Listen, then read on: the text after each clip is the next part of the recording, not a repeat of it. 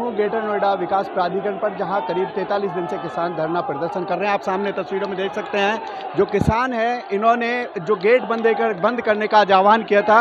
एक गेट तो इन्होंने पहले ही बंद कर दिया था, लेकिन दूसरा गेट आज बंद किया है।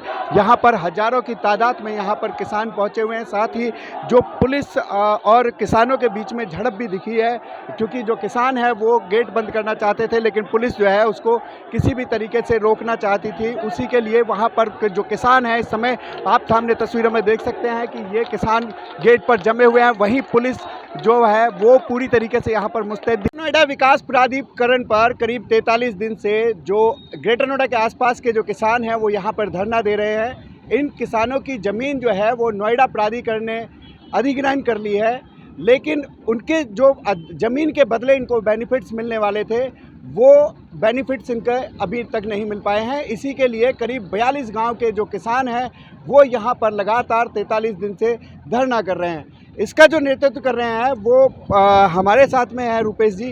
रूपेश जी, ये जो आपका आंदोलन है कितने दिन से चल रहा है और इसमें आपकी मांगे क्या क्या है? हमारा 10% प्लाट का मुख्य मुद्दा है और सर्किल रेट के 4 गुने का मुद्दा है, और ये 50 गांवों की लड़ाई है, और ये हमारे साथ वादा खिलाफी हुई है। और जो R&R में हमें बेनिफिट मिलते थे वो सब प्राधिकरण ने धीरे धीरे करके ख़त्म कर दिए। तो इसमें कोई नई मांग हमारी नहीं है। जो नया कानून है उसे लागू करने की मांग हम कर रहे हैं। पीछे जो हमारे समझौते हुए थे जिसमें 10% प्लाट हमें मिलना था वो हमें नहीं मिला है, और जो भूमिहीनों का एक हमारा समझौता 40 वर्ग मीटर के प्लाट का, और जो 20% प्लाट मिलता नए एक्ट में वो भी किसी को नहीं मिला, और जो हमें यहाँ मिनिमम 120 मीटर का प्लाट मिलता था वो भी इन्होंने ख़त्म कर दिया। एक हमारा आवासीय स्कीमों में किसानों का कोटा होता था 17.5% का, वो भी इन्होंने ख़त्म कर दिया। तो पूरे क्षेत्र में, पूरे ज़िले में, पूरे 50 गांव जो प्रभावित हैं उनमें बहुत आक्रोश है, और उसी आक्रोश की अभिव्यक्ति आप देख रहे हो कि लोग जो यहाँ आए हैं, और जब तक यहाँ बैठे रहेंगे डेरा डालो घेरा डालो। आज हम दूसरे गेट को भी ब्लॉक कर रहे हैं। एक गेट हमने ब्लॉक कर रखा, आज दूसरा गेट भी हम बंद कर देंगे, और हमने इन्हें चेतावनी दे रखी है कि आज हम एक दिन के लिए बंद कर रहे हैं, आगे हम फिर इसको परमानेंट बंद कर देंगे। और आबादियों की लीज बैक हमारी होनी थी वो नहीं हुई है।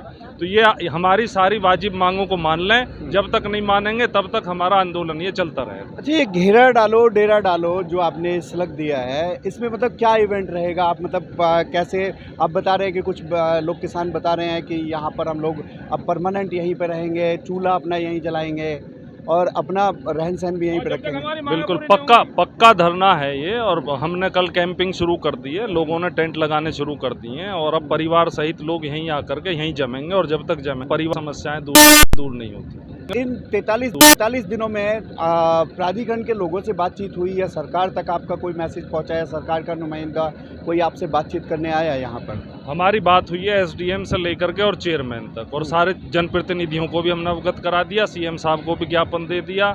विधायक धीरेन्द्र सिंह ने हमें अवगत कराया कि मैंने आपकी समस्या CM साहब को भी बता दी है।